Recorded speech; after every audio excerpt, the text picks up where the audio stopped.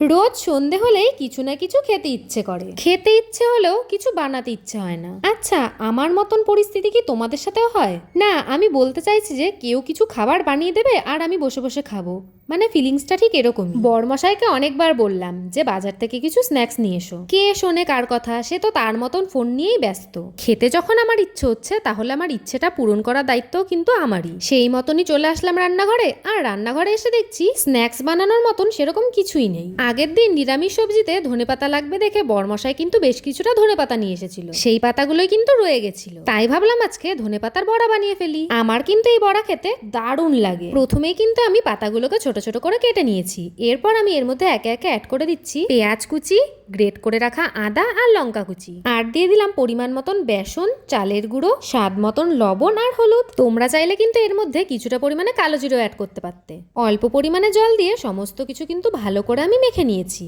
আর এদিকে কড়াই গরম হয়ে আসলে দিয়ে দিচ্ছি কিন্তু অনেকটা পরিমাণে সাদা তেল। তেল ভালো করে গরম হয়ে আসলেই আমি কিন্তু এর মধ্যে একে একে বড়াগুলোকে ছেড়ে দিয়েছি। গ্যাসের ফ্লেমটাকে একদমই লো রেখে বড়াগুলোকে কিন্তু উল্টে পাল্টে আমি ভালো করে ভেজে নিচ্ছি। বড়ার শেপগুলোকে একদমই পাতলা পাতলা দিতে হবে, না হলে কিন্তু ভেতরে কাঁচা থাকতে পারে। চলো বড়াগুলো ভাজতে ভাজতে আমি তোমাদের কিছু সুন্দর সুন্দর কমেন্ট পড়ে নিই। পিহু দাস দিদিভাই বলছে, আমার ছেলে তোমার রান্নাগুলো খুব পছন্দ করে। আমার ছেলের নাম সাহিত্য, খুব সুন্দর নাম তোমার। ইতিকা পাল দিদিভাই আমাকে কমেন্ট করেছে, তোমার রান্নাগুলো খুব ভালো লাগে, তোমার গলার ভয়েসটা খুব সুন্দর। থ্যাংক ইউ সো মাচ দিদিভাই।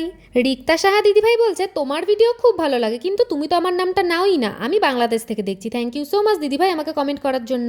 মনীষা দিদিভাই বলছে, তোমার রান্নাগুলো দারুণ হয়, তোমার কথাগুলো শুনতে খুব ভালো লাগে, প্লিজ একবার আমার নামটা নিও। এই তো দিদিভাই, আমি তোমার নামটা নিয়ে নিলাম।